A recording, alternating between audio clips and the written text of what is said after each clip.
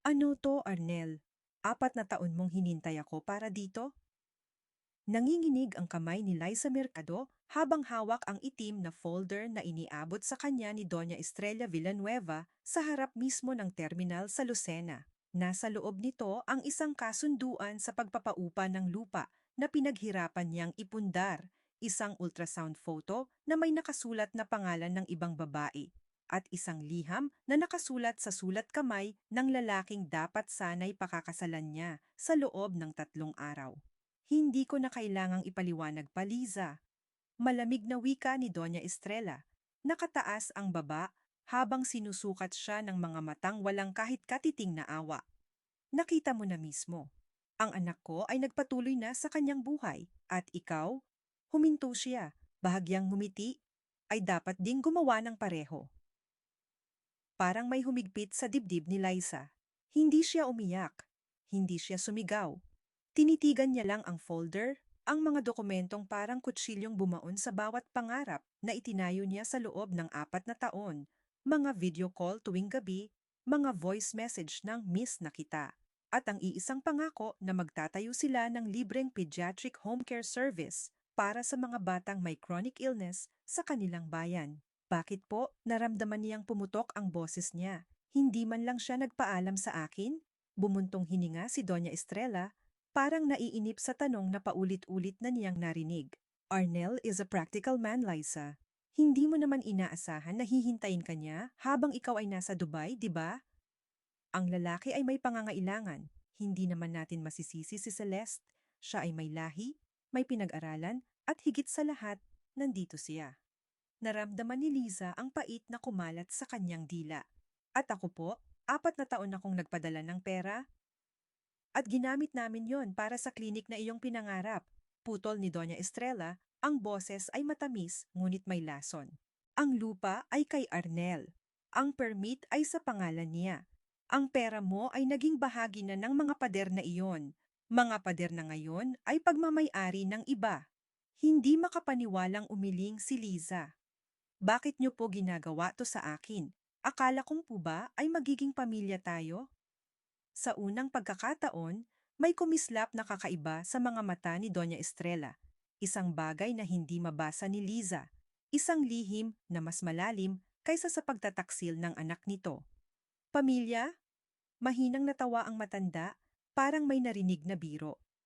Liza, huwag mong kalimutan kung sino ka. Ikaw ang anak ng katulong namin, ang apo ng caretaker namin.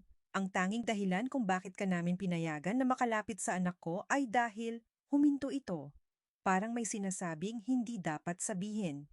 Dahil po sa ano, umiling si Doña Estrella. Wala na yon. Ang mahalaga, tapos na ang lahat. Kunin mo na ang folder na iyan at umuwi ka na. May sarili ka namang bahay, di ba?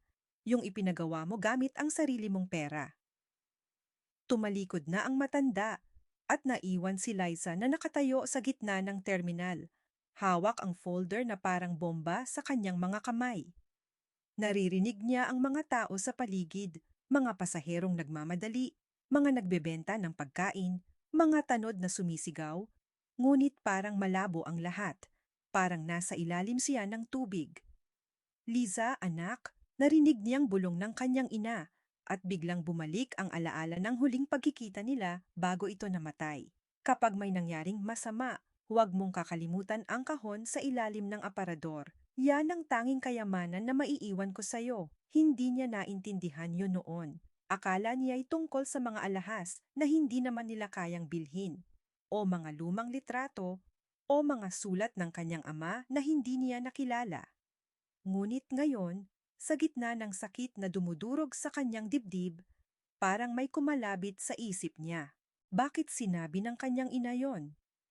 At bakit parang may kinalaman ang mga salitang iyon sa sinabi ni Doña Estrella? Napatingin siya sa ultrasound photo. Nakasulat sa gilid, Baby Villanueva, 12 weeks. Mother, Celeste Marquez. 2 buwan pa lang ang nakakaraan.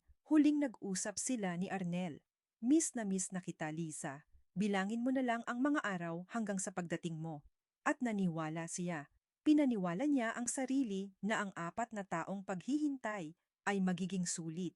na ang sakripisyo ay may katumbas na pag-ibig. Dahan-dahan niyang binuksan ang liham ni Arnel. Ilang linya lang ito, malamig at parang pinag-aralan.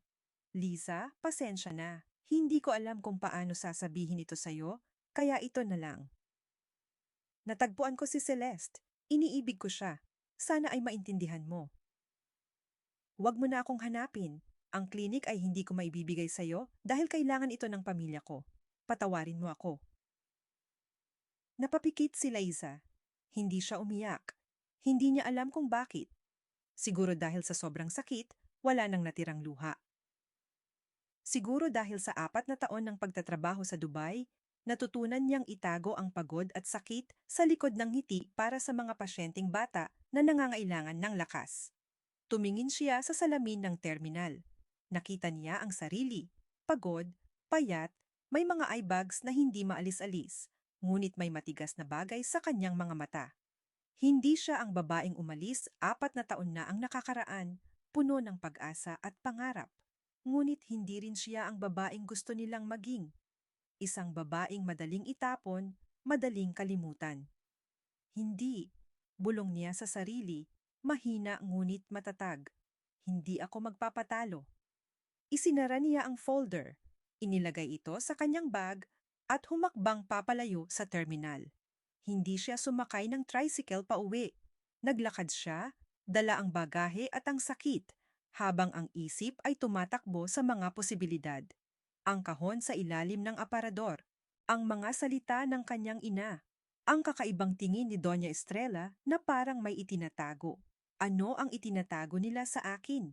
Tanong niya sa sarili habang ang mga paa ay automatikong humahakbang sa pamilyar na kalsada patungo sa bahay na ipinagawa niya.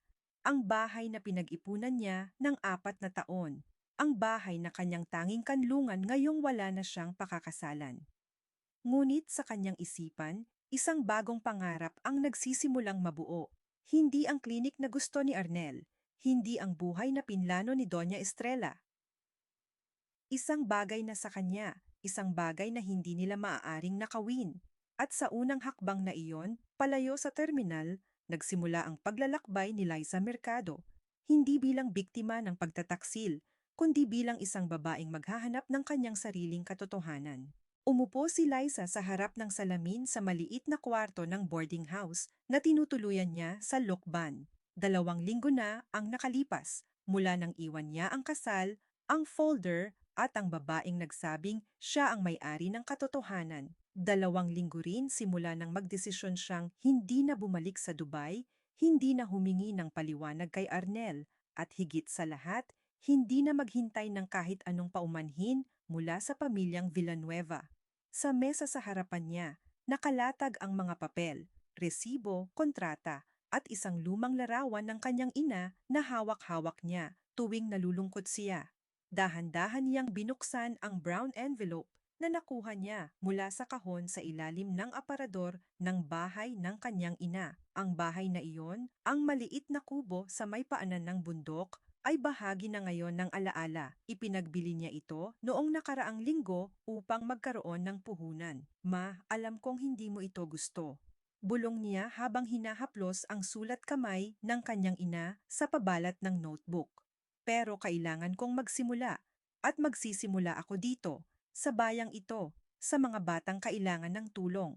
Kinabukasan, bago mag-alas 6 ng umaga, nakauniporme na si Liza, puting polo, itim na pantalon, at isang luma ngunit malinis na bag na puno ng medical supplies. Ang pamilyar na amoy ng palengke ng Lukban ang sumalubong sa kanya. Sariwang gulay, inihaw na isda, at ang halakhak ng mga tindera na naghahanda ng kanilang paninda. Dito siya nagpunta araw-araw sa loob ng 2 linggo, hindi bilang isang bride na nakasalubong ng pagtataksil, kundi bilang isang community health nurse na may misyon. Magandang umaga, Nurse Lisa. Bati ni Aling Puring, ang tindera ng gulay sa unang pwesto. May dala ka na namang gamot para sa apo ko? Opo, Aling Puring. Pero kailangan ko munang malaman kung gaano kadalas ang atake ng hika ni Junior. Nakangiting sagot ni Liza habang inilalapag ang kanyang bag sa mesa ng tindahan. At tandaan, kapag umuubos siya ng higit sa 2 araw, dalhin agad sa akin. Huwag hintaying lumala. Napailing si Aling Puring. Salamat, nurse. Hindi ko alam kung ano ang gagawin namin kung wala ka. Ang mga doktor sa bayan, malayo at mahal. Ikaw, andyan ka lang sa tabi, handang tumulong kahit walang bayad. May bayad po, Aling Puring, nakangiting sagot ni Liza. Ang ngiti ng apo ninyo kapag gumaling siya. Iyan ang pinakamagandang bayad. Tumawa ang matanda at hinalikan ang kamay ni Liza. Sa sandaling iyon, naramdaman ni Liza ang isang bagay na hindi niya naramdaman sa loob ng mahabang panahon. Ang pakiramdam ng pagiging kabilang, hindi bilang isang babaeng itinakwil, kundi bilang isang taong may silbi. Sa loob ng susunod na mga linggo, naging bahagi na si Liza ng pang-araw-araw na buhay ng palengke. Tuwing umaga, naglalagay siya ng maliit na mesa sa gilid ng palengke. May puting mantel na bordado ng kanyang ina at isang karatulang sulat kamay, libreng konsultasyon para sa mga bata, Nurse Liza. Hindi ito ang klinik na pinangarap niya kasama si Arnel. Walang aircon, walang komportabling upuan, walang malinis na dingding na may mga sertipiko. Ngunit mayroon itong isang bagay na hindi mabibili ng pera. Ang tiwala ng mga tao. Dok, may lagnat ang anak ko. Sabi ng isang batang ina, may bit-bit na sanggol na umiiyak. 3 araw na po siyang mainit. Tiningnan ni Liza ang bata, dinama ang noo at ngumiti ng may katiyakan. Huwag kang mag-alala, ate. Hindi ito dengue. Pero kailangan nating bantayan. Narito ang reseta. Pumunta ka sa botika sa kanto, sabihin mong si Nurse Liza ang nagreseta. Bibigyan kanila ng diskwento. Talaga po? Paano ninyo nagawa iyon? May kasunduan ako sa may-ari ng botika. Nakangiting sagot ni Liza. Para sa mga batang pasyente ko. Sabi ko sa kanya, kapag gumaling ang mga bata sa bayang ito, lalago rin ang negosyo niya. At tama naman ako. Napangiti ang batang ina, yumuko, at dinala ang kanyang anak sa botika. Si Liza naman ay napabuntong hininga. Hindi sapat ang maliit na mesa sa palengke. Kailangan niya ng mas malaking espasyo, isang lugar kung saan maaari siyang magtago ng mga gamot, mag-examine ng mga bata ng pribado, at tumanggap ng mas maraming pasyente. Ngunit ang perang natira mula sa pagbebenta ng bahay ng kanyang ina ay halos ubos na. Isang hapon, habang nagliligpit ng kanyang mga gamit, napansin niyang may naiwan siyang lumang notebook sa ilalim ng mesa. Binuksan niya ito at napansin ang sulat kamay ng kanyang ina, ang parehong sulat kamay na nakita niya sa kahon. Ang notebook na ito ay isa sa mga nakuha niya mula sa lumang kahon, ngunit hindi pa niya ito nabubuksan ng maayos. Masyado siyang abala sa paghahanap ng trabaho at pag-aasikaso ng kanyang sariling buhay. Dahan-dahan niyang binuksan ang pahina. Ang unang pahina ay may petsa, Hunyo 12, 1995. Ilang buwan bago siya ipinanganak. Mahal kong anak, ang simula ng sulat. Kung nababasa mo ito, nangangahulugang handa ka nang malaman ang katotohanan. Ang katotohanang itinago ko sa iyo sa loob ng maraming taon. Ang katotohanang hindi ko kayang sabihin sa harap mo dahil sa takot. Tumigil si Liza. Ang kanyang mga kamay ay nanginginig. Ang ingay ng palengke ay tila nawala sa pandinig niya. Tanging ang tibok ng kanyang puso ang naririnig niya. Ang aking ama, si Mang Celso, ay hindi lamang isang caretaker sa hasyenda ng mga Villanueva. Siya ang pinagkakatiwalaang katiwala ni Don Enrique. At sa mga taon ng kanyang paglilingkod, natuklasan niya ang isang bagay. Isang lihim na magbabago sa lahat. Ang lupain na sinasabing pag-aari ng mga Villanueva ay hindi buo ang pag-aari nila. Ang bahagi nito, ang bahaging katabi ng ilog, ay ipinamana ni Don Enrique sa kanyang anak na babae. Ang anak na hindi niya maaaring kilalanin dahil sa lipunan. Napalunok si Liza. Ang anak na hindi maaaring kilalanin. Hindi maaaring. Dahil sa lipunan. Ang anak na iyon ay ako, Liza. Ako, si Loring, ay anak ni Don Enrique at ng isang katulong sa hasyenda. Hindi ako opisyal na kinilala, ngunit sa kanyang testamento, iniwan niya sa akin ang bahaging iyon ng lupa. Ngunit nang mamatay siya, ang kanyang kapatid na si Doña Estrella, ang nagmana ng lahat, kasama na ang bahaging para sa akin. May isang abogado na nakakaalam ng katotohanan, si Atapio Ramon Bautista. Itago mo ang notebook na ito. Hanapin mo siya kapag handa ka na. Napatigil si Liza sa pagbabasa. Ang mga salita ay tila naglulutang sa kanyang harapan. Ang kanyang ina, si Aling Loring, ay anak ni Don Enrique. Ang kanyang ina, ang matiyagang katulong na nag-alaga ng mga anak ng mayayaman, ay may dugong Villanueva, at si Doña Estrella, ang babaeng nagbigay sa kanya ng folder ng pagtataksil, ay kanyang lola? Hindi. Hindi maaari. Siguro nagkamali ang kanyang ina. Siguro ang notebook na ito ay isang lumang kwento. Isang pantasya ng isang babaeng pagod na sa pagiging katulong. Ngunit alam ni Liza, sa kaibuturan ng kanyang puso, na hindi ito pantasya. Ang kanyang ina ay hindi nagsusulat ng mga pantasya. Si Aling Loring ay isang praktikal na babae. Isang babaeng nagtrabaho buong buhay niya upang mapag-aral ang kanyang anak. Isang babaeng hindi kailanman nagreklamo kahit na siya ay madalas na ginagawang stepping stone ng mga taong mas mayaman sa kanya. Bakit hindi mo sinabi sa akin, ma? Bulong ni Liza habang pinupunasan ang luha sa kanyang mga mata. Bakit mo itinago ito? Ngunit alam niya ang sagot. Ang kanyang ina ay natatakot. Natatakot na kapag nalaman ng mga Villanueva, baka mawala ang lahat. Ang kanyang trabaho, ang kanyang bahay, ang kanyang seguridad. Natatakot na kapag nalaman ng anak niya, baka masangkot siya sa isang labanan na hindi niya kayang panindigan. Ngunit hindi na siya natatakot. Hindi na siya ang babaeng umiyak sa terminal, ang babaeng tumanggap ng pagtataksil ng walang laban. Ngayon, may dahilan na siya para lumaban, hindi para sa paghihiganti, kundi para sa katotohanan. Kumuha si Liza ng papel at isinulat ang pangalan. Attorney Ramon Bautista. Tinupin niya ito at inilagay sa kanyang bulsa. Bukas, pagkatapos ng kanyang konsultasyon sa palengke, hahanapin niya ang abogadong ito. Hahanapin niya ang katotohanan tungkol sa lupa, tungkol sa kanyang lolo, tungkol sa kanyang sarili. Ngunit bago iyon, may isa pang bagay siyang kailangang gawin. Binuksan niya ang notebook sa huling pahina at nakita ang isang tula, ang paboritong tula ng kanyang ina, ang tula na binibigkas nito sa kanya tuwing gabi bago siya matulog. Sa gitna ng unos, may liwanag na naghihintay. Sa dulo ng dilim, may bukas na nag-aabang. Huwag kang matakot, anak, sa landas na iyong tatahakin, sapagkat ang katotohanan, kahit gaano pa man ito kasakit, ay siyang magpapalaya sa iyo. Napangiti si Liza habang pinupunasan ang kanyang mga luha. Salamat, ma, bulong niya. Salamat sa liwanag na iniwan mo para sa akin. Isinara niya ang notebook, isinilid ito sa kanyang bag at tumayo. Sa labas ng palengke, ang araw ay papalubog na. Kulay kahel ang kalangitan. Tila isang pangako na may pag-asa pa rin. Huminga siya ng malalim at naglakad patungo sa direksyon ng bayan. Bukas, hahanapin niya si Ate Bautista.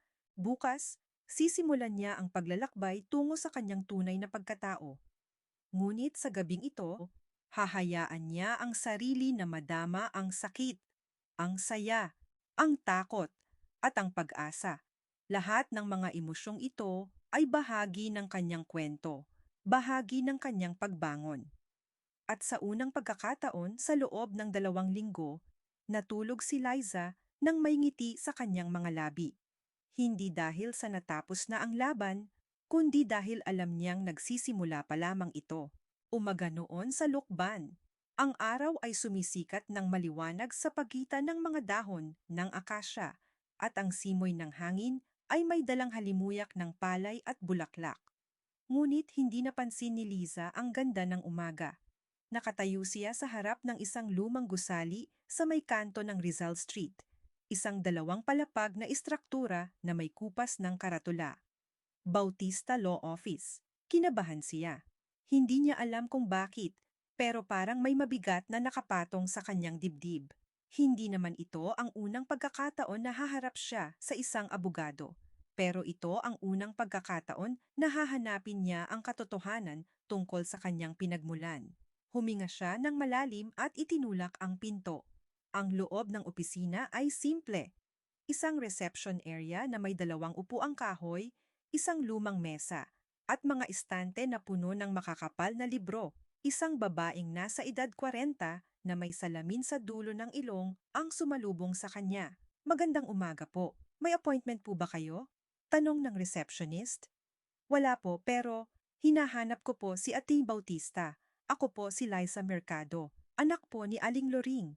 Biglang nagbago ang ekspresyon ng receptionist. Tumingin siya kay Liza mula ulo hanggang paa, parang may hinahanap na bakas ng pagkakakilanlan. Sandali lang po, titingnan ko po kung available si attorney. Makalipas ang ilang minuto, binuksan ang pinto ng isang silid sa dulo ng hallway. Isang lalaking nasa edad 60 na may puting buhok at mabait na mukha ang lumabas. Nakasuot siya ng barong Tagalog na bahagyang kulubot at may dala siyang lumang leather folder. Liza Mercado? Tanong niya at ngumiti ng mainit. Ako si Atin Ramon Bautista. Pasok ka. Ang opisina ni Atin Bautista ay puno ng mga libro at dokumento. Sa kanyang mesa, may mga nakasalansan na papel na tila inaasikaso niya pa lang. May lumang larawan sa dingding. Isang grupo ng mga lalaki sa isang hasyenda, nakangiti sa harap ng malawak na taniman. Umupo ka, sabi niya, at saka isinara ang pinto. Alam kong hindi ka basta-basta pumunta dito. Ang sabi ng receptionist, anak ka ni Aling Loring. Opo, sagot ni Liza at saka inilabas ang notebook ng kanyang ina. Nahanap ko po ito sa mga gamit ng nanay ko. May nakasulat po tungkol sa isang lupa sa Sariaya at tungkol po sa lolo ko. Hindi agad sumagot si Ating Bautista. Tiningnan niya ang notebook, binuksan ito ng marahan at saka binasa ang ilang pahina. Maya-maya, tumingala siya kay Liza na may seryosong ekspresyon. Alam mo ba kung sino ang lolo mo? Tanong niya. Ang sabi po ng nanay ko, si Mang Celso po, ang caretaker ng hasyenda ng mga Villanueva. Umiling si Ating Bautista. Ang lolo mo sa ina, si Mang Celso, ay hindi ang lolo mo sa dugo. Siya ang ama ng iyong ina, ang nagpalaki at nag-aruga sa kanya. Pero ang tunay mong lolo sa dugo ay si Don Enrique Villanueva. Nanlamig ang katawan ni Liza. Ano pong ibig sabihin niyo? Huminga ng malalim si Ating Bautista at binuksan ang leather folder. May mga lumang dokumento ito, mga papel na kupas na at halos madurog na sa tagal. Bago kita sagutin, kailangan kong ipakita sa iyo ang ilang bagay. Una, ito ang kasunduan ng paglilipat ng lupa sa iyong ina. Nakasulat dito na ang lupa sa Sariaya ay ipinamana ni Don Enrique sa iyong ina, si Aling Loring, bilang kanyang anak sa labas. Anak sa labas? Nauubo ang boses ni Liza. Ibig sabihin po ba, ang nanay ko ay anak ni Don Enrique? Oo, ang nanay mo ay anak ni Don Enrique at ni Aling Consuelo, isang kasambahay sa hasyenda. Hindi na itala ang relasyon nila dahil sa panahon noon, hindi ito tinatanggap ng lipunan. Pero bago mamatay si Don Enrique, kinilala niya ang iyong ina at pinirmahan niya ang dokumentong ito na naglilipat ng lupa sa kanya.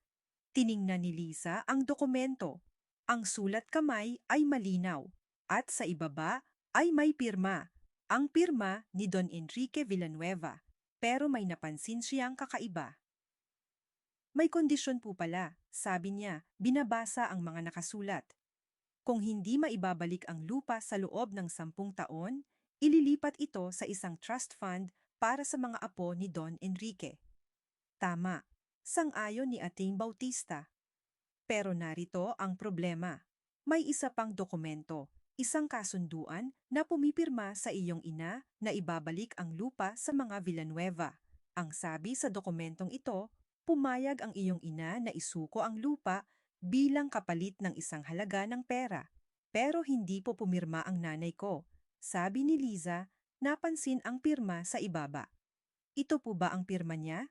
Tiningnan ni Ating Bautista ang pirma at umiling. Hindi. Ito ang dahilan kung bakit ka tinawagan ko. Ang pirma sa dokumentong ito ay peke. Hindi ito pirma ng iyong ina. May nagpirma para sa kanya. At malamang na ito ang dahilan kung bakit nawala ang lupa sa inyong pamilya. Naramdaman ni Liza ang pag-init ng kanyang pisngi. Sino po ang gumawa nito? Hindi ko pa alam, pero may isa pa akong dokumento na kailangan mong makita, sabi niya, at saka inilabas ang isang lumang liham mula sa folder. Ito ay liham ni Don Enrique sa iyong ina, 1 taon bago siya mamatay. Basahin mo. Kinuha ni Liza ang liham. Ang papel ay manipis at dilaw na, pero ang sulat kamay ay malinaw pa rin. Mahal kong Loring, simula ng liham. Alam kong hindi mo ako mapapatawad sa mga pagkakamali ko. Pero gusto kong malaman mo na mahal kita at mahal ko ang anak natin. Ang lupang ito ay para sa iyo at para sa mga anak mo. Huwag mong hayaang kunin ito ng sino man. Ipaglaban mo ito kahit na anong mangyari. Nasa Diyos ang katotohanan. Tumulo ang luha ni Liza habang binabasa ang huling bahagi ng liham. Ang anak kong si Liza. Nakasulat pa. Sana ay makilala niya ako balang araw at sana ay mapatawad niya ako. Hindi niya napigilan ang paghikbi. Ang liham na ito, ang mga salita ng isang lolo na hindi niya nakilala, ay parang isang yakap mula sa nakaraan. Hindi ko po alam na may lolo pala ako na nagmamahal sa akin. Mahal ka niya, sabi ni Ating Bautista, ang boses ay malambot. At may isa pa akong dapat ipakita sa iyo. Inilabas niya ang isang lumang larawan, isang retrato ng isang matandang lalaki na may puting buhok at mabait na mata. Nakaupo siya sa isang upuang ratan, nakangiti sa kamera, at sa likod niya ay isang malawak na taniman ng niyog.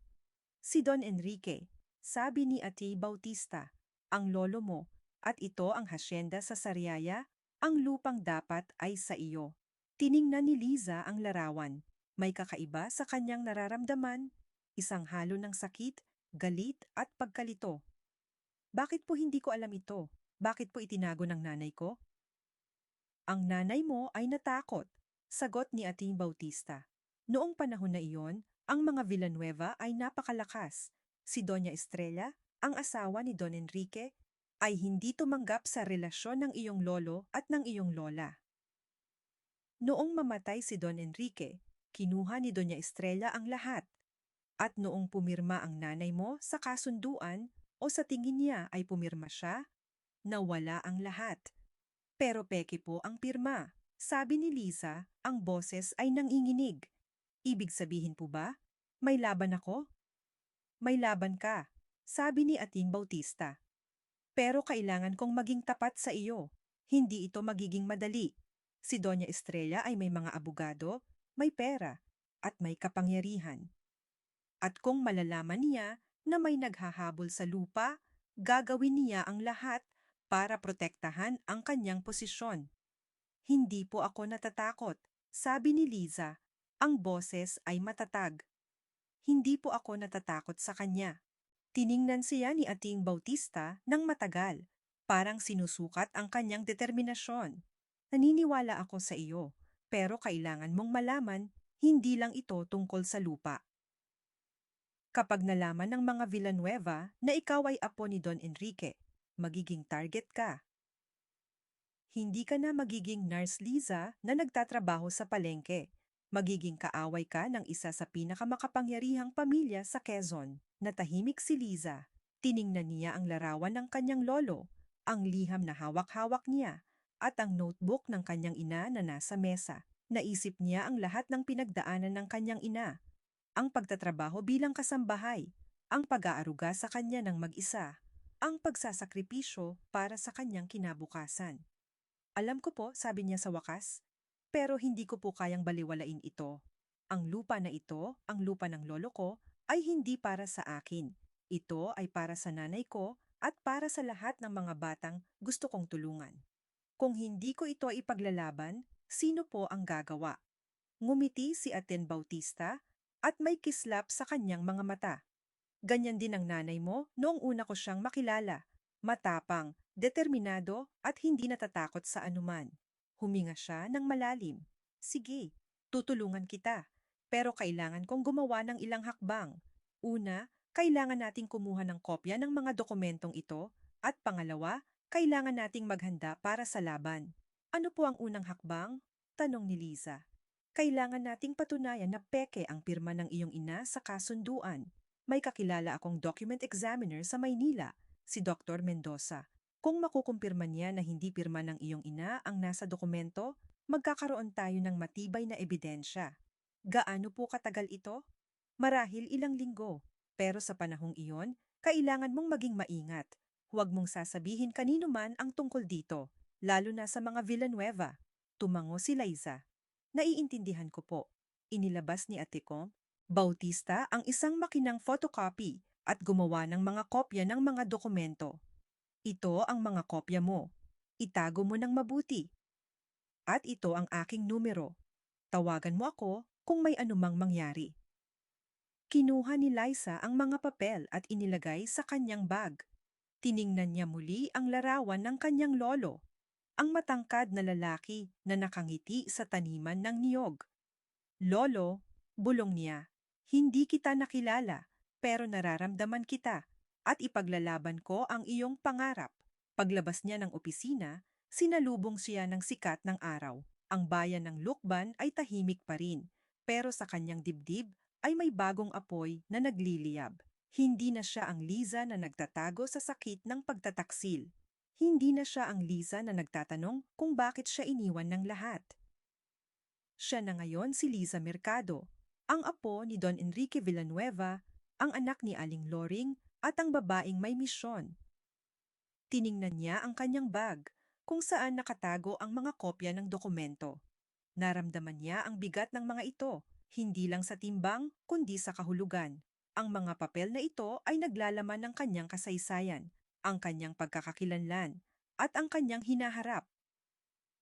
At sa unang pagkakataon, naramdaman niya ang takot, hindi sa laban, kundi sa posibilidad na mawala ang lahat. Pero sa likod ng takot na iyon, may mas malakas na nararamdaman, ang determinasyon. Huminga siya ng malalim at naglakad patungo sa palengke. May mga pasyente siyang aasikasuhin sa hapon at bukas ay may libreng konsultasyon sa barangay. Hindi niya pwedeng pabayaan ang kanyang trabaho. Pero sa bawat hakbang niya, dala-dala niya ang mga dokumento, ang liham ng kanyang lolo, at ang pangako na ipaglalaban niya ang kanyang karapatan. Sa kanyang isipan, paulit-ulit niyang binabasa ang huling linya ng liham, nasa Diyos ang katotohanan. At totoo nga, ang katotohanan ay nasa kanyang mga kamay na ngayon, at handa na siyang ipaglaban ito, hindi para sa paghihiganti, kundi para sa katarungan, para sa kanyang ina, para sa kanyang lolo, at para sa lahat ng mga batang umaasa sa kanya. Umaga ng Lunes nang unang maramdaman ni Liza na may mali. 3 araw pa lang ang nakalipas mula nang makipagkita siya kay Atikong Bautista. Ngunit parang 1 taon na ang lumipas. Nakaupo siya sa maliit na mesa ng kanyang klinik, inaayos ang mga reseta at talaan ng mga pasyente, nang biglang pumasok si Aling Rosa, ang kanyang kapitbahay na nagtitinda ng gulay sa palengke, na may dalang balita. Liza, anak, alam mo na ba? Hingal na sabi ni Aling Rosa. May mga taong nagtatanong-tanong sa palengke tungkol sa klinik mo. Mga taga-bayan daw sila, pero hindi ko sila kilala. Sinasabi nila na may reklamo raw laban sa'yo, na hindi raw legal ang klinik mo, na wala kang permit, na nagpapagamot ka ng walang lisensya. Nanlamig si Liza. Hindi siya nagsalita kaagad. Tiningnan niya ang mga kamay niya. Ang mga kamay na humawak sa daan-daang bata, na nag-alaga ng mga lagnat at ubo at mga sakit na hindi dapat dinaranas ng mga bata. Ang mga kamay na nagpadala ng pera buwan-buwan para sa klinik na ito. Sino ang nagpakalat niyan, Aling Rosa? Mahinahon niyang tanong, kahit pilit ang kanyang puso. Ewan ko, anak, pero sabi nila, may formal na reklamo raw na isinampa sa barangay, tungkol daw sa sanitary permit, sa building permit, sa lahat ng papeles na dapat ay maayos naman. Napahinto si Aling Rosa, tiningnan si Liza ng may pag-aalala. Totoo ba, anak? Ayos ba ang papeles mo? Hindi sumagot si Liza. Bumangon siya, kinuha ang kanyang bag, at lumabas ng klinik. Hindi siya tumakbo, pero mabilis ang kanyang mga hakbang patungo sa barangay hall. Alam niyang kailangan niyang malaman ang katotohanan, kung ano ang eksaktong sinasabi ng reklamo at kung sino ang nasa likod nito. Hindi niya kailangang maghintay ng matagal. Sa barangay hall, Binigyan siya ng kopya ng reklamo, 4 na pahina ng mga aligasyon. Labag sa batas ang operasyon ng klinik, walang tamang kagamitan, hindi rehistrado ang kanyang nursing license sa lokal na tanggapan, at higit sa lahat, nagpapagamot siya ng walang pahintulot ng mga autoridad. Ang pirma sa reklamo, Doña Estrella Villanueva, bilang kinatawan ng mga mamamayan ng Sariaya. Natawa si Lisa ng mahina, hindi dahil nakakatawa, kundi dahil sa sobrang sakit ng pagkakataon. Ang babaeng nagbanta sa kanya noong araw ng kasal, ang babaeng nagpahiya sa kanya sa harap ng mga bisita, ang babaeng sumira sa kanyang relasyon kay Arnel. Ngayon ay sinusubukan na ring sirain ang tanging bagay na kanyang itinayo para sa mga bata. Kailan ang pagdinig? Tanong niya sa sekretarya ng barangay. Sa Biyernes, 9 ng umaga, dito sa Bulwagan. Tumango si Liza. Salamat. Lumabas siya ng barangay hall, dala ang kopya ng reklamo. Sa labas, sumandal siya sa pader at napapikit. Ang araw ay mainit, ngunit mas mainit ang kanyang dibdib. Hindi siya umiyak. Hindi na siya iyak para sa mga Villanueva. Sa halip, kinuha niya ang kanyang telepono at tinawagan si Atinier Bautista. Attorney, kailangan ko ang lahat ng ebidensya. Ngayon na. Sumunod na 2 araw ay parang isang mahabang paghahanda para sa isang laban na hindi niya alam kung panalo siya. Tuwing umaga, binuksan niya ang klinik. Hindi niya ito isasara, kahit na may reklamo. Hindi niya pwedeng pabayaan ang mga batang umaasa sa kanya. Tuwing hapon, nagpunta siya sa opisina ni Atiyong Bautista, inaaral ang bawat dokumento, bawat pirma, bawat linya ng liham ng kanyang lolo. Ang susi dito, sabi ni Atiyong Bautista, itinuro ang isang seksyon ng dokumento, ay ang kondisyon. Sinulat ni Don Enrique na ang lupa ay ipinagkakatiwala sa iyong ina at sa kanyang mga tagapagmana, hanggat ginagamit ito para sa kapakanan ng mga bata. Ang pirma ni Doña Estrella sa kasunduan na naglipat ng lupa pabalik sa mga Villanueva ay peke. Hindi tugma ang pirma sa notarized na dokumento. Paano natin ito patutunayan sa pagdinig sa barangay? Tanong ni Liza. Ito ang magandang balita. May kakilala akong forensic document examiner sa Maynila. Pumayag siyang tumestigo bilang eksperto. Kailangan lang nating dalhin ang orihinal na dokumento. Napahinto si Atin Bautista, tiningnan si Liza ng may seryosong mukha. Pero Liza, dapat mong malaman, sa sandaling ilabas natin ito sa barangay hearing, hindi na ito pribadong usapin. Ito ay magiging pampubliko. Ang pangalan ng iyong ina, ang pangalan ni Don Enrique, ang pangalan ng mga Villanueva, lahat ito ay ilalantad. Handa ka ba? Tumingin si Liza sa bintana. Sa labas, nakita niya ang isang bata na sumasakay ng bisikleta, may dalang lobo. Ngumiti siya, hindi dahil sa lobo, kundi dahil sa naalala niya kung bakit siya nandito.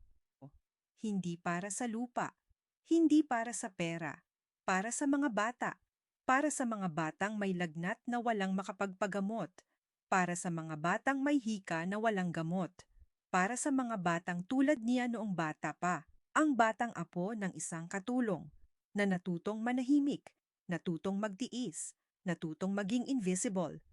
Oo, attorney, handa na ako. Noong Miyerkules ng gabi, tinawagan siya ni Arnel. Liza, kailangan nating mag-usap. Narinig niya ang pag-aalala sa boses niya. Ang parehong boses na minsang nangako sa kanya ng walang hanggang pagmamahal.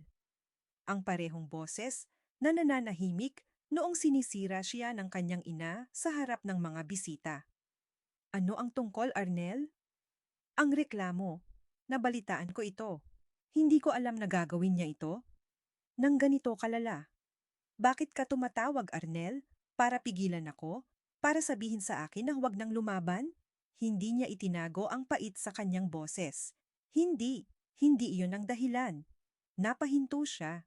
Gusto kong malaman mo, hindi ako sang-ayon sa ginagawa niya. Hindi ito ang ina na kilala ko. O baka, hindi ko lang talaga siya kilala. Nagkaroon ng mahabang katahimikan.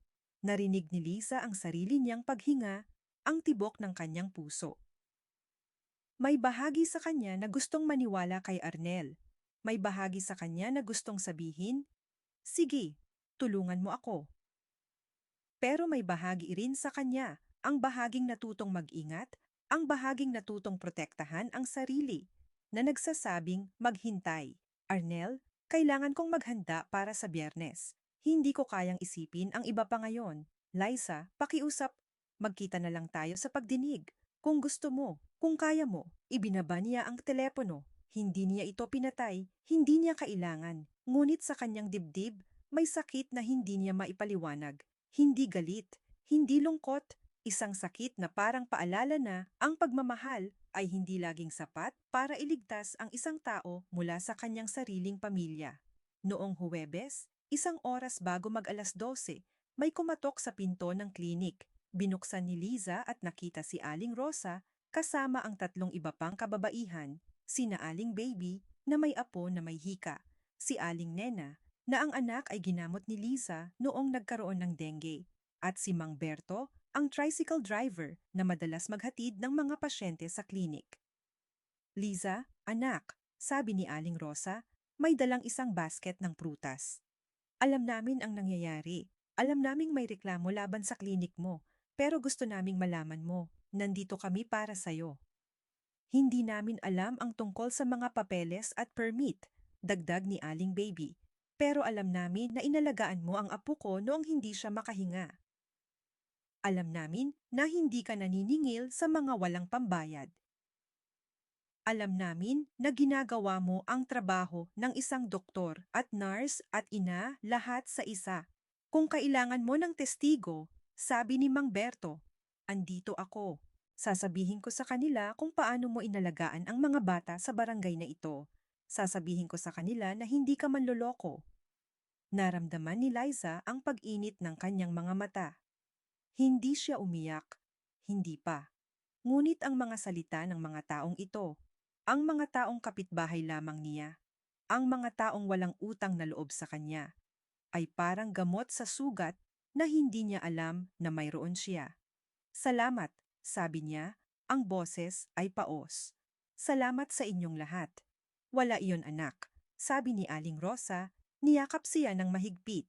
Ang totoo, kami ang may utang sa'yo, hindi mo lang alam. Nang gabing iyon, hindi makatulog si Liza. Umupo siya sa kanyang maliit na kwarto sa itaas ng klinik. Hawak ang liham ng kanyang lolo. Binasa niya ito ng paulit-ulit. Hinahanap ang lakas sa mga salita ng isang lalaking hindi niya nakilala, ngunit mahal siya. Kahit sa paraang lihim, kahit sa paraang hindi buo, mahal kong apo, ang nakasulat sa huling bahagi. Hindi kita nakilala, ngunit minahal kita mula sa araw na ipinanganak ka. Ang lupaing ito ay hindi para sa akin, ito ay para sa iyo, para sa mga batang tulad mo na nangangailangan ng pagkakataon. Ipaglaban mo ito, hindi para sa paghihiganti, para sa katarungan, para sa pag-asa. Tiningnan ni Lisa ang mga dokumento sa mesa, ang mga kopya ng kasunduan, ang forensic analysis na ipinadala ni Ating Bautista, ang mga testigo na handang tumayo para sa kanya. Sa loob ng 4 na araw, natutunan niya ang pinakamahalagang aral na ang katotohanan ay hindi laging maganda, ngunit ito ay laging mas mabuti kaysa sa kasinungalingan. Biyernes, 8:49 ng umaga. Ang bulwagan ng barangay ay puno ng mga tao. Nakaupo sa harap ang mga barangay officials kasama ang kapitan. Sa likod, ang mga kapitbahay, sina Aling Rosa, Aling Baby, Mang Berto, at marami pang iba. Sa isang sulok, nakaupo si Doña Estrella, napapalibutan ng 2 abogado at ilang tauhan. Nakatingin siya kay Liza ng may malamig na titig, ang titig ng isang taong sanay manalo. Si Liza ay nakaupo sa mesa ng mga nagrereklamo, kasama si Ating Bautista. Ang kanyang mga dokumento ay nakaayos sa harap niya. Ang liham ng kanyang lolo, ang mga kopya ng kasunduan, ang forensic analysis, ang mga testigo. Ang kanyang mga kamay ay bahagyang nanginginig, ngunit hindi siya natatakot. Hindi na. Tumingin siya sa paligid, hinahanap ang isang mukha. At pagkatapos, nakita niya siya. Sa likod ng bulwagan, malapit sa pinto, nakaupo si Arnel. Hindi siya nakaupo sa tabi ng kanyang ina. Hindi siya nakaupo sa harap. Nakaupo siya sa likod, sa tabi ng mga taong nanonood lamang, ang mga taong naghihintay ng katotohanan. Tumingin siya kay Liza, at sa isang sandali, ang kanilang mga mata ay nagtagpo. Hindi siya ngumiti. Hindi siya kumaway. Ngunit hindi rin siya umalis. Nakaupo siya roon, tahimik, nanonood. At sa sandaling iyon, alam ni Lisa na kahit anong mangyari, may isang bagay na nagbago. Ang digmaang ito ay hindi lamang tungkol sa kanya at kay Doña Estrella. Ito ay tungkol sa kung sino ang pipiliing manindigan sa katotohanan. Kahit na nangangahulugang lalaban sa sariling dugo, huminga siya ng malalim. Tumayo siya. At habang tinatawag ng kapitan ng barangay ang kanyang pangalan, dinala niya ang lahat ng ebidensya at ang lahat ng kanyang tapang at humakbang siya pasulong. Hindi na siya si Liza na natatakot. Siya na si Liza na handang lumaban. Sumunod ang katahimikan sa buong bulwagan ng barangay. Ang mga electric fan na nakasabit sa dingding ay tila siya ring nagpipigil ng hininga. Tanging ang ugong ng mga ito ang naririnig habang inilalatag ni Liza ang mga papel sa mesa. Kapitan, mga konsehal, mga kababayan, simula ni Atene Bautista, nakatayo sa tabi ni Liza. Ang hinihiling naming ipakita ngayon ay hindi lamang ang katotohanan tungkol sa klinik na itinatayo ni Miss Liza Mercado. Ito rin ay tungkol sa isang kasinungalingan na itinago ng ilang dekada. Mula sa kabilang dulo ng mesa, narinig ang pagsalpak ng kamay ni Doña Estrella sa kahoy. Ito ay pag-aksaya ng oras ng bayan. Ang kaso ko ay tungkol sa ilegal na paggamit ng lupa, hindi tungkol sa mga lumang kwento. Ang lupa po na iyon, mahinahong sagot ni Liza, ngunit malinaw ang boses. Ay nakapangalan sa aking lolo, si Don Enrique Villanueva, at ako po ang kanyang apo. Nagkaroon ng bulong-bulungan sa mga nanonood. Nakita ni Liza si Aling Nena, ang kanyang kapitbahay na may anak na may hika, na nakatingin sa kanya na may pag-asa sa mga mata. Sa likod, nakita niya rin ang iba pang mga pasyente at magulang na dumating para sumuporta. Ang kailangan po nating patunayan, patuloy ni Liza, ay kung sino ang may karapatang magmana ng lupang iyon, at para diyan, kailangan kong ipakita ang sulat ng aking ina. Dahan-dahan niyang kinuha ang lumang notebook mula sa kanyang bag. Ang mga pahina ay dilaw na, ang ilang bahagi ay kupas na ang tinta, ngunit ang mga salita ay buo pa rin. Binuksan niya ito sa huling pahina, ang pahinang sinulatan ng kanyang ina bago ito namatay. Nais naming ipakita ang testamento ng aking ina, si Aling Loring Mercado, sabi ni Atene Bautista, inaabot ang notebook sa kapitan.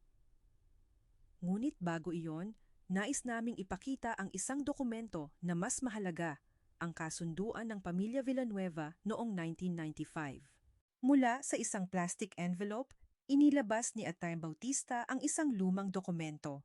Ang kasunduang ito ay nagpapakita na si Don Enrique Villanueva sa kanyang katinuan ay kinilala ang kanyang anak na si Aling Loring bilang kanyang legal na tagapagmana. Nakalakip dito ang kanyang pirma. Pekeng pirma iyan, sigaw ni Doña Estrella, ngunit may panghinginig sa kanyang boses. Iyan po ang sinasabi ninyo, Doña. Mahinahong sagot ni Atene Bautista. Ngunit mayroon kaming eksperto mula sa National Bureau of Investigation na nagpatunay na ang pirma sa dokumentong ito ay katugma ng pirma ni Don Enrique sa iba pang mga legal na dokumento. Tumayo si Liza.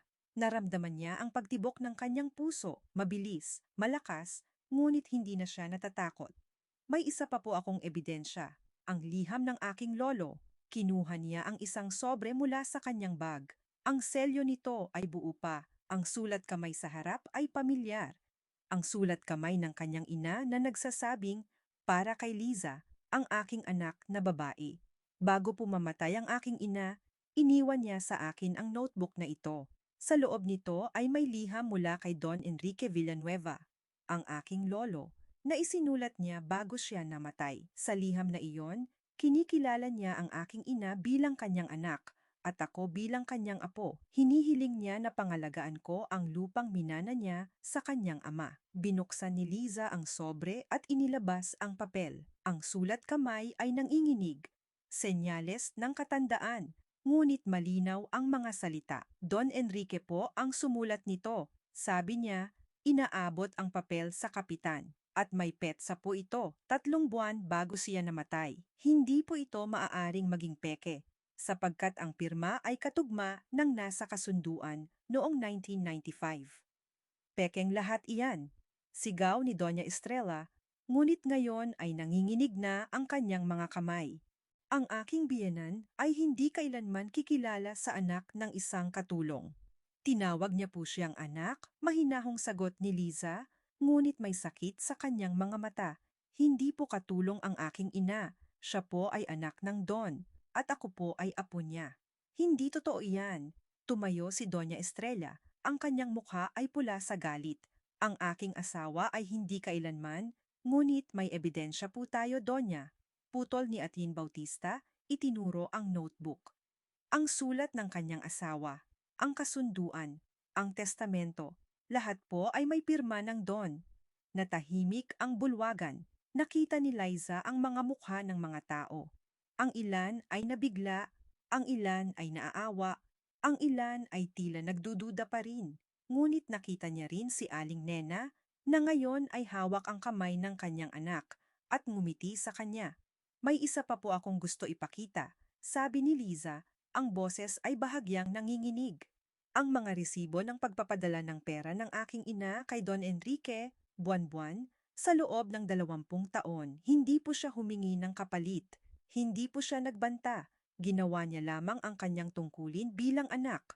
Mula sa kanyang bag, inilabas niya ang isang lumang kahon na puno ng mga papel. Ang mga ito po ay mga resibo mula sa bangko. Ang aking ina ay nagpadala ng pera sa kanyang ama, hindi para sa kanyang sarili, kundi para sa kanyang pagpapagamot.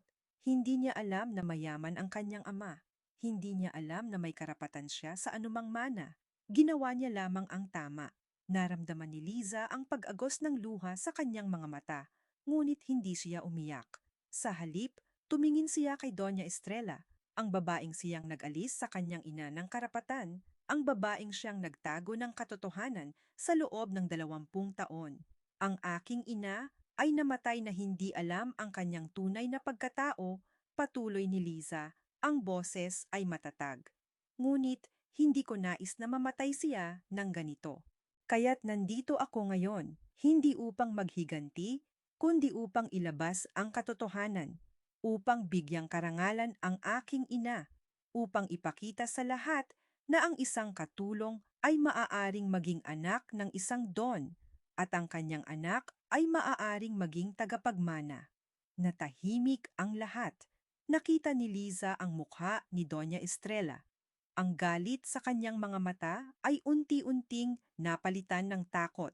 Ang takot sa pagkawala ng lahat ng kanyang pinaghirapan. May ebidensya po tayo, sabi ng kapitan, tinitingnan ang mga dokumento, ang kasunduan, ang testamento, ang liham, at ang mga resibo. Lahat po ay nagpapatunay na si Liza Mercado ay legal na tagapagmana ng lupang pinag-uusapan. Hindi! Sigaw ni Doña Estrella, ngunit ang kanyang boses ay pumiyok. Ang aking asawa ay hindi kailanman. Tama na, inay. Ang boses ay dumating mula sa likod ng bulwagan. Lumingon ang lahat. Nakatayo si Arnel, hindi na nakaupo sa likod, kundi naglalakad na pasulong. Ang kanyang mukha ay seryoso. Ang kanyang mga mata ay nakatitig sa kanyang ina. Arnel? Nanginginig ang boses ni Doña Estrella. Ano ang ginagawa mo? Tama na, inay. Ulit ni Arnel, ang kanyang boses ay malinaw at matatag. Hindi ko na kayang maging bahagi ng kasinungalingang ito. Tumigil siya sa tabi ni Lisa. Nakita niya ang mga mata nito. Ang mga mata na minsan ay puno ng pag-ibig para sa kanya. Ngunit ngayon ay puno ng sakit at pag-aalinlangan. Ngunit hindi siya umiwas. Alam ko ang lahat, sabi ni Arnel, tumingin sa kanyang ina. Alam ko na ang aking ama ay may anak sa ibang babae. Alam ko na si Liza ay aking kapatid sa ama. At alam ko na alam mo ito sa loob ng maraming taon. Arnel, huwag kang... Alam ko rin na ikaw ang nag-utos na sirain ang klinik ni Liza. Patuloy ni Arnel, ang boses ay nanginginig ngunit matatag. Alam ko na ikaw ang nagpadala ng mga tao upang takutin ang kanyang mga pasyente. At alam ko na ikaw ang nagplano ng lahat ng ito upang pigilan siya sa pag-angkin ng kanyang mana. Natahimik ang bulwagan. Nakita ni Liza ang mga luha sa mga mata ni Arnel. Luha ng sakit, ng pagsisisi, ng pagkawala. Ngunit nakita rin niya ang pagtindig, ang pagpili na panindigan ang katotohanan, kahit na nangangahulugang lalaban sa sariling dugo. Hindi ko na kayang maging bahagi nito, inay. Sabi ni Arnel, ang boses ay pabulong na. Mahal kita, ngunit hindi ko kayang itago ang kasinungalingang ito. Hindi ko kayang hayaan na sirain mo ang buhay ng isang taong walang kasalanan. Arnel, nanginginig na ang mga kamay ni Doña Estrella. Ano ang sinasabi mo? Kinikilala ko si Liza bilang aking pamilya. Sabi ni Arnel, lumingon kay Liza. Hindi bilang aking nobya, hindi bilang aking katipan, ngunit bilang aking kapatid sa ama, at bilang aking kapatid, nararapat niyang makuha ang kanyang mana. Naramdaman ni Liza ang pagpintig ng kanyang puso. Hindi niya alam kung ano ang mararamdaman, saya, sakit o kalituhan. Ngunit isang bagay ang tiyak. Sa sandaling iyon, nakita niya si Arnel sa isang bagong liwanag. Hindi bilang ang lalaking nagtaksil sa kanya, kundi bilang isang taong natutong harapin ang kanyang sariling katotohanan. Kapatid, bulong ni Lisa, ang salita ay dayuhan sa kanyang dila, ngunit puno ng kahulugan. Kapatid, sagot ni Arnel, ang kanyang ngiti ay malungkot, ngunit tapat. Natahimik ang bulwagan. Nakita ni Lisa ang mga mukha ng mga tao. Ang ilan ay umiiyak, ang ilan ay nakangiti, ang ilan ay tila naguguluhan. Ngunit nakita rin niya si Doña Estrella na ngayon ay nakaupo na lamang. Ang kanyang mukha ay maputla, ang kanyang mga mata ay walang laman. Ang desisyon ng barangay, sabi ng kapitan, ang boses ay malinaw, ay pabor kay Liza Mercado. Ang lupang pinag-uusapan ay legal na pag-aari niya. Ang kanyang klinik ay maaaring ipagpatuloy. At ang mga aligasyon ni Doña Estrella ay itinatapon. Nagpalakpakan ang mga tao. Nakita ni Liza ang mga mukha ng kanyang mga kapitbahay, ang kanilang mga ngiti, ang kanilang mga luha ng saya. Nakita niya si Aling Nena na niyayakap ang kanyang anak. Nakita niya ang mga pasyente na kanyang inalagaan sa loob ng mga buwan. Ngunit nakita rin niya si Doña Estrella na nakatayo ng dahan-dahan, ang kanyang mga mata ay nakatitig kay Liza na may halong galit at pagkatalo. Ito ay hindi pa tapos, sabi niya. Ang boses ay pabulong ngunit puno ng banta. Hindi pa ito tapos. At lumabas siya ng bulwagan, ang kanyang mga hakbang ay mabigat. Ang kanyang likod ay tuwid ngunit tila sira. Naramdaman ni Liza ang pag-agos ng hangin mula sa kanyang mga baga. Isang malalim na paghinga na hindi niya alam na kanyang hinihintay. Ang tensyon sa kanyang mga balikat ay unti-unting nawala. Ang takot na kanyang dala sa loob ng mga buwan ay nagsimulang matunaw. Liza. Lumingon siya. Nakatayo si Arnel sa tabi niya. Ang kanyang mga mata ay puno ng kahit ano. Pag-aalala, pagsisisi, pag-asa. Pasensya na, sabi niya. Ang boses ay pabulong. Pasensya na sa lahat. Pasensya na sa sakit na naidulot ko sa iyo. Pasensya na sa mga tao na hindi mo alam ang iyong pagkatao. Pasensya na sa lahat. Naramdaman ni Liza ang pag-agos ng luha sa kanyang mga mata. Hindi niya alam kung bakit siya umiiyak. Para sa kanyang ina, para sa kanyang lolo, para sa kanyang sarili, o para kay Arnel. Ngunit hindi niya itinago ang kanyang luha. Hindi kita masisisi, sabi niya. Ang boses ay nanginginig. Hindi mo alam ang lahat. Hindi mo alam na ako ang iyong kapatid. Pero dapat kong malaman, sabi ni Arnel, ang kanyang mga mata ay puno ng sakit. Dapat kong itanong, dapat kong harapin ang katotohanan, ngunit mas pinili kong manatiling bulag. Hindi mo kasalanan na itinago ito ng iyong ina, sabi ni Liza. Ang kanyang kamay ay dahan-dahang humawak sa braso ni Arnel. Hindi mo kasalanan na ikaw ay isinilang sa isang pamilya na puno ng kasinungalingan. Pero kasalanan ko na hindi kita pinanindigan noong una. Sabi ni Arnel, ang kanyang mga mata ay nakatitig sa kanya. Kasalanan ko na hinayaan kong magdusa ka ng mag-isa. Kasalanan ko na hindi ako naging kapatid na dapat sana. natahimik sila. Ang bulwagan ay unti-unting nawalan ng tao, ngunit sila ay nanatili. Dalawang tao na minsan ay nagmahalan, ngunit ngayon ay natututong magkapatid. Ano ang gagawin natin ngayon? Tanong ni Lisa, ang boses ay pabulong. Magsisimula tayo sa simula? Sagot ni Arnel, ang kanyang ngiti ay malungkot ngunit tapat.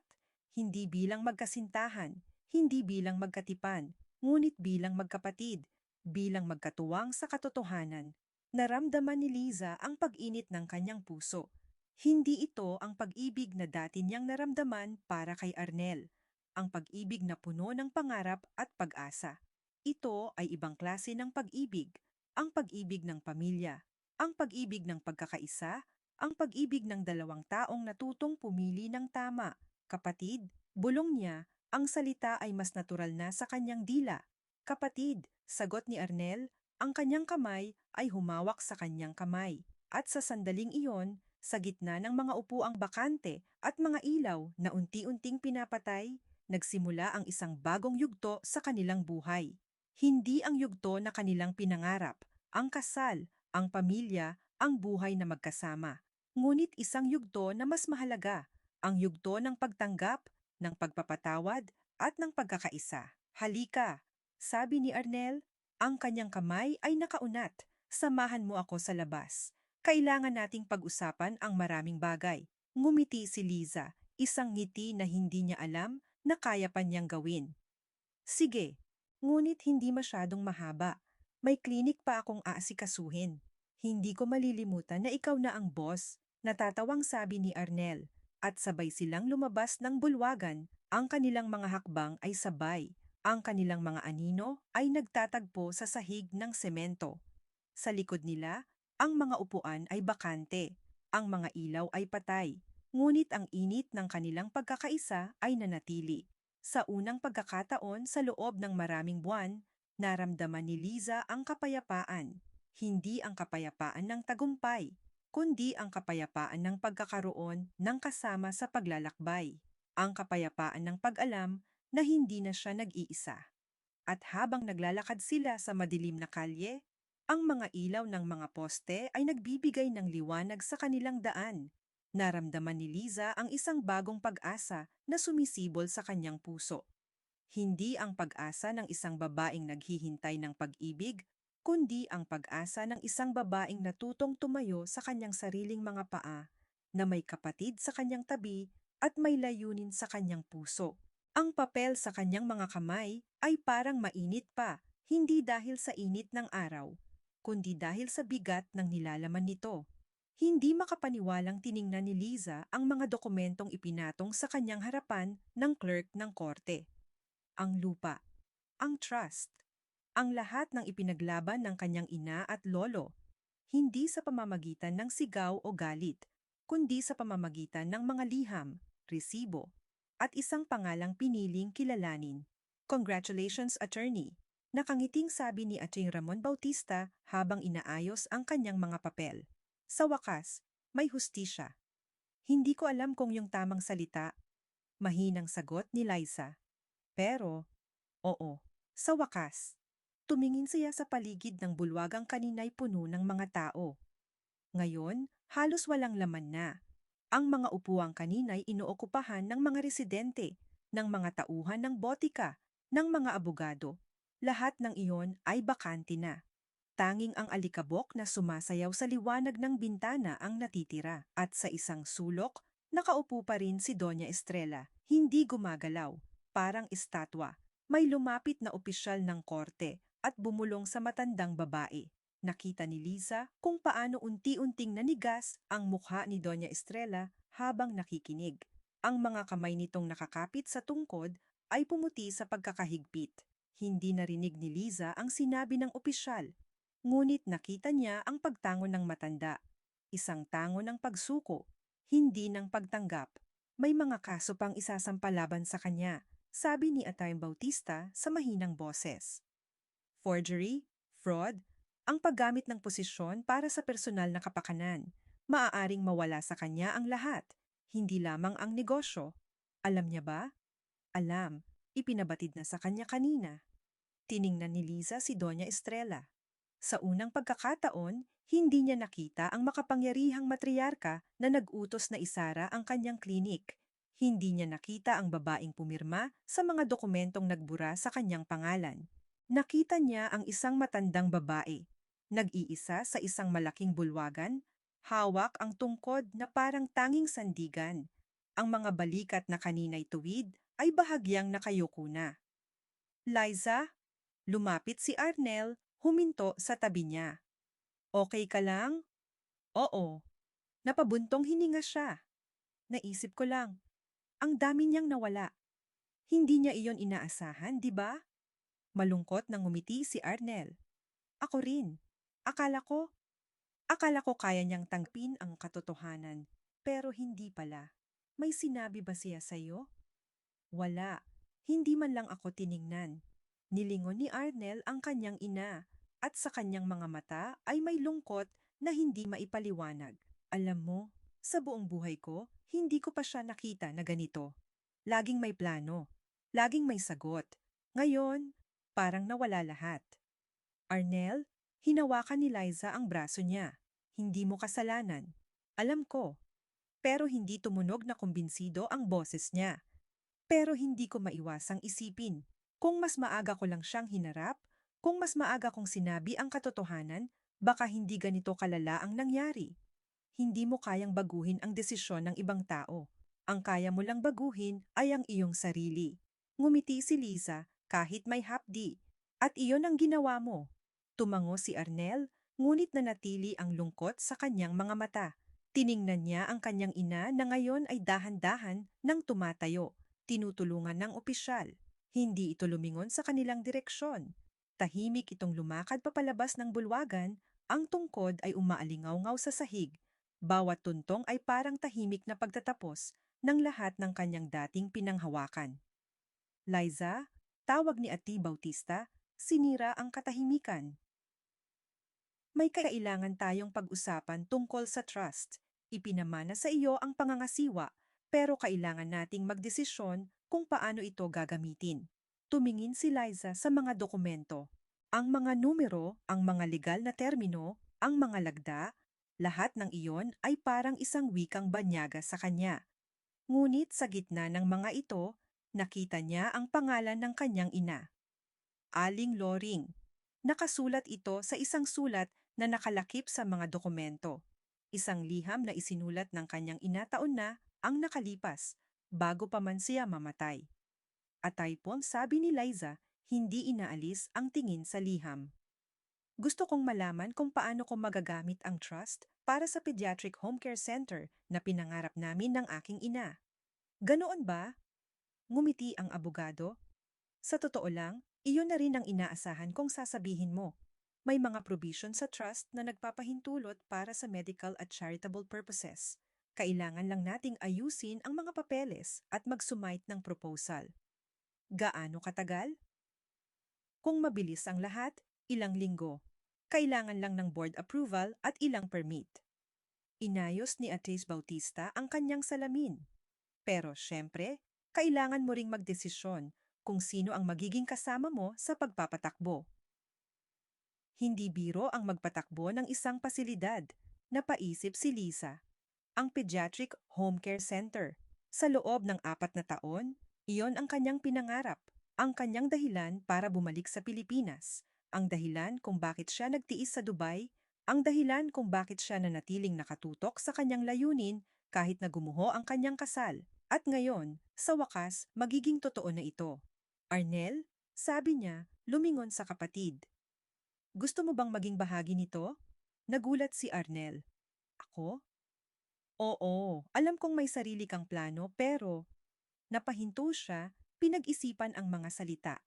Kailangan ko ng taong nakakaintindi sa pangarap na ito. Ikaw ang nag-asikaso ng mga papeles ng lupa at building permit dati. Ikaw ang nakakaalam ng proseso. At higit sa lahat, ngumiti siya. Kapatid kita. At gusto kong malaman kung handa kang maging bahagi ng bagong simula na ito. Hindi agad sumagot si Arnel. Tiningnan niya ang kanyang ina na ngayon ay papalabas na ng pinto. Ang anino nito ay humahaba sa sahig. Pagkatapos, Tiningnan niya si Liza, ang babaeng kanyang naging fiancé, ang babaeng kanyang kapatid, ang babaeng nagturo sa kanya ng kahulugan ng katotohanan. May isa akong kondisyon, sabi niya sa wakas. Ano yon? Gusto kong magsimula tayo sa paglilinis ng pangalan ng ating lolo, si Don Enrique. Gusto kong malaman ng lahat na hindi siya ang masamang tao na ginawa sa kanya ng aking ina. Huminto siya, may basag sa kanyang boses. Gusto kong malaman ng lahat na minahal niya ang iyong ina, na hindi sila itinago, na hindi sila kinahiya. Naramdaman ni Liza ang pag-init ng kanyang mga mata. Hindi niya inaasahan na sasabihin iyon ni Arnel. Sa lahat ng nangyari, sa lahat ng mga dokumento at ebidensya, hindi niya inisip na may taong mag-iisip tungkol sa alaala ng kanyang lolo. Oo, mahina niyang sabi, gagawin natin iyon. Sama-sama. Ngumiti si Arnel at sa unang pagkakataon, ang ngiti niya ay hindi mukhang pilit. Salamat, Liza. Wala yon. Pinunasan ni Liza ang kanyang mga mata. Pero sandali. Kailangan ko munang malaman kung paano ko ito gagawin. Hindi ako negosyante. Nurse ako. Hindi ka nag-iisa. Nakangiting sabi ni Ate Bautista. May kasama ka. At kung payag ka, maaari kitang tulungan sa mga legal na aspeto. Pro bono, syempre. At Iwam, hindi ko kayang bayaran ang hindi mo kailangan. Ang trust ang bahala. Ngumiti ang abogado. At isa pa, matagal ko nang kilala ang iyong ina. Noong panahong nagsisimula pa lamang siya, noong sinusubukan niyang ipaglaban ang kanyang karapatan. Hindi ko siya natulungan noon. Ngayon, maaari ko nang tulungan ang kanyang anak. Napalunok si Liza. Ang mga salita ng abogado ay parang isang tulay. Nag-uugnay sa kanyang nakaraan, sa kanyang ina, sa lahat ng paghihirap na dinanas nito, sa kanyang kasalukuyan, sa kanyang tagumpay, sa kanyang mga plano para sa hinaharap. Salamat, sabi niya, ang boses ay puno ng pasasalamat. Salamat sa lahat. Wala yon. Tiningnan ng abogado ang kanyang relo. May kailangan pa akong asikasuhin. Babalik ako bukas ng umaga para sa mga papeles. Magpahinga ka muna, Liza. Karapat-dapat ka. Tumango si Liza at pinanood ang abogado na lumabas ng bulwagan. Naiwan siya ni Arnel sa tahimik na espasyo, hawak ang mga dokumentong nagbabago sa kanyang buhay. Gusto mo bang kumain? Tanong ni Arnel. Mukhang kailangan mo ng pahinga. Sandali pa. Tiningnan ni Liza ang liham ng kanyang ina, ang mga sulat kamay na parang pamilyar, ang parehong sulat kamay na nakita niya sa notebook, ang parehong sulat kamay na nagturo sa kanya ng katotohanan. Gusto kong basahin muna ito? Okay, hihintayin kita sa labas. Dahan-dahang tumayo si Arnel at naglakad papalabas, ngunit huminto sa may pinto. Liza? Oo. Alam kong hindi ko ito nasabi noon, pero salamat. Salamat sa pagtindig. Salamat sa pagiging matapang. Ngumiti siya. Kung hindi dahil sa'yo, hindi ko alam kung magkakaroon ako ng lakas na harapin ang katotohanan. Hindi mo kailangang magpasalamat, Arnel. Kapatid kita. Ngumiti si Lisa. At iyon ang gagawin ko, hinding-hindi kita iiwan. Tumango si Arnel at may basang sa kanyang mga mata. Lumabas siya ng bulwagan. Naiwan si Liza na mag-isa. Binuksan niya ang liham ng kanyang ina. Ang papel ay manipis at dilaw na sa edad. Ang mga letra ay kupas na, ngunit ang mga salita ay malinaw pa rin. Aking mahal na anak, simula nito. Kung nababasa mo ito, nangangahulugang natagpuan mo na ang katotohanan. Alam kong hindi naging madali ang iyong paglalakbay. Alam kong maraming beses kang nasaktan. Maraming beses kang nag-alinlangan, ngunit nais kong malaman mong hindi ka nag-iisa. Ang iyong lolo, si Mang Telso, at ako. Minahal ka namin ng buong puso. At alam kong magagawa mo ang hindi namin nagawa. Alam kong magiging matapang ka. Alam kong magiging mabuti ka. At alam kong sa isang araw, magagamit mo ang lahat ng ito. Ang lupa, ang pangalan, ang mga laban na aming pinagdaanan para sa ikabubuti ng iba. Ipagpatuloy mo ang aming pangarap, anak. Huwag mong hayaang mawala ito. Pinunasan ni Liza ang kanyang mga luha gamit ang likod ng kanyang kamay. Ang mga salita ng kanyang ina ay parang isang yakap, mainit, nagpapalakas, nagpapaalala sa kanya kung bakit siya naririto. Tiningnan niya ang mga dokumento, ang lupa, ang trust, ang mga pangalan ng kanyang lolo, ng kanyang ina, ng kanyang sarili. At sa sandaling iyon, gumawa siya ng isang panata, hindi sa kanyang sarili, kundi sa alaala ng mga taong nauna sa kanya. Gagamitin niya ang lahat ng ito, hindi para sa paghihiganti, hindi para sa kayamanan, kundi para sa mga batang nangangailangan, para sa mga pamilyang walang kakayahang magpagamot, para sa mga pangarap na naghihintay na matupad. Dahan-dahang itinupi ni Liza ang liham at inilagay ito sa kanyang bag. Pagkatapos, tumayo siya, dinala ang mga dokumento sa kanyang mga bisig. Habang naglalakad siya papalabas ng bulwagan, ang mga yabag niya ay tila mas magaan kaysa kanina. Hindi dahil sa wala na siyang dala, kundi dahil alam niya na sa unang pagkakataon, ang dinadala niya ay hindi pasanin, kundi pagkakataon. Sa labas, sumalubong sa kanya ang init ng araw. Tumingin siya sa kalangitan, sa mga ulap na dahan-dahang gumagalaw at ngumiti. Ma, bulong niya. Nasa tamang lugar na ako at gagawin ko ang pangarap natin. Ang araw ng pagbubukas ng center ay nagsimula sa tunog ng mga huni ng ibon at sa amoy ng bagong pintura. Nakatayo si Liza sa harap ng maliit na gusali na dating pinagplanuhan ng kanyang ina sa mga pahina ng lumang notebook. Ngayon ay buhay na may mga lobo at makukulay na banderitas. May mga ina na may dalang mga bata. Ilan ay nakakandong, ilan ay naglalaro sa labas habang hinihintay ang pagbubukas ng pinto. Miss Liza, handa na po ang lahat, sabi ni Aling Baby, ang unang nurse na kanyang natanggap. Nakangiti ito habang inaayos ang mga upuan sa waiting area. Tumingin si Liza sa paligid. Ang mga dingding ay pininturahan ng mapusyaw na dilaw. May mga guhit ng araw at ulap na ginawa ng isang kaibigang artista mula sa bayan. Sa sulok, may play area na may mga laruan at libro.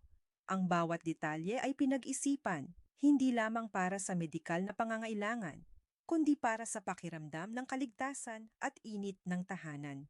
Liza, nilingon niya ang boses na pamilyar. Si Arnel, may bitbit na kahon ng mga gamot at bitamina. Nakapolo siya at maayos. Pero sa kanyang mga mata ay may init na hindi niya nakikita noon. Hindi ang pormal na ngiti ng isang lalaking nagpapakita ng kabutihan, kundi ang sinserong presensya ng isang taong handang tumulong. Pasok mo na lang sa stockroom, sabi ni Liza at ngumiti. Hindi na awkward ang distansya sa pagitan nila. May bagong pundasyon na hindi bilang magkasintahan, kundi bilang magkasama sa isang misyon. Ang daming tao sabi ni Arnel habang inilalagay ang kahon sa mesa. Akala ko hindi pa masyadong alam ng mga tao. Kahapon pa kumalat ang balita, sagot ni Liza. Sabi ng kapitbahay, may nagpost sa Facebook group ng barangay.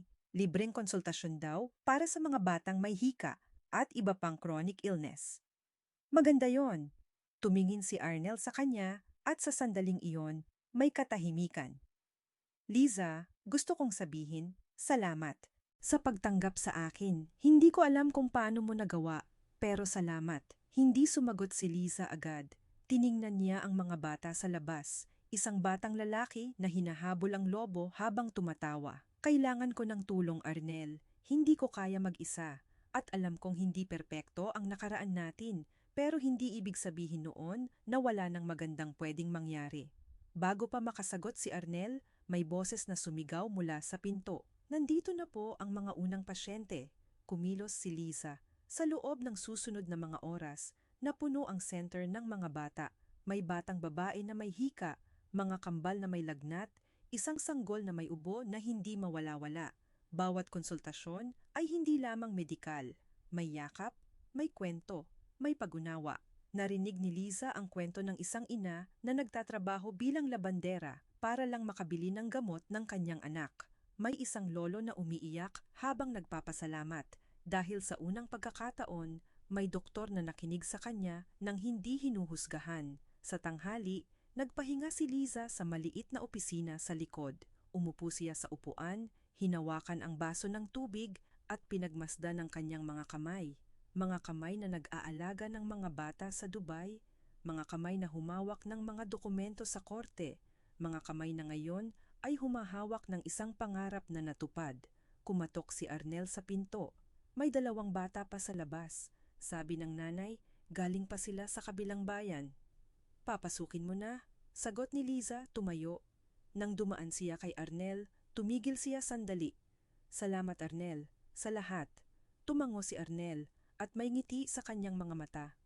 Magtrabaho na tayo. Hapon na nang magsimulang umalis ang mga pasyente. Nakaupo si Liza sa hagdan ng center, hawak ang isang basong mainit na tsaa.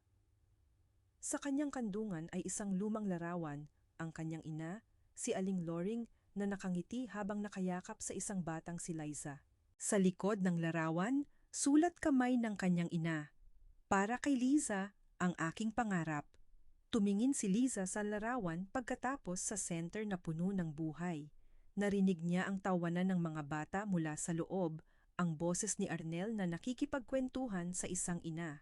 Napansin niya ang mga lobo na unti-unting lumulutang sa langit, ang mga banderitas na sumasayaw sa hangin. Ma, bulong niya, hinawakan ng mukha sa larawan. Tapos na, nandito na tayo. May luha sa kanyang mga mata, pero hindi ito luha ng kalungkutan. Ito ay luha ng pagkilala, na sa wakas, alam niya kung sino siya. Hindi siya ang babaeng iniwan, hindi ang anak ng kasambahay na itinago, hindi ang apo na hindi kinilala. Siya si Liza Mercado, isang nurse, isang anak, isang babaeng may sariling pangalan, sariling lupa at sariling kwento. Nang gabing iyon, habang naglalakad siya palayo sa center, dala ang larawan ng kanyang ina, lumingon siya sandali. Ang ilaw ng center ay mainit at maliwanag, parang isang parola sa madilim na bayan. Alam niyang bukas, may mga bagong bata na darating, may mga bagong kwento na maririnig, may mga bagong pagsubok na haharapin. Pero sa gabing iyon, payapa siya. Bukas, uulitin natin, sabi niya sa sarili at ngumiti.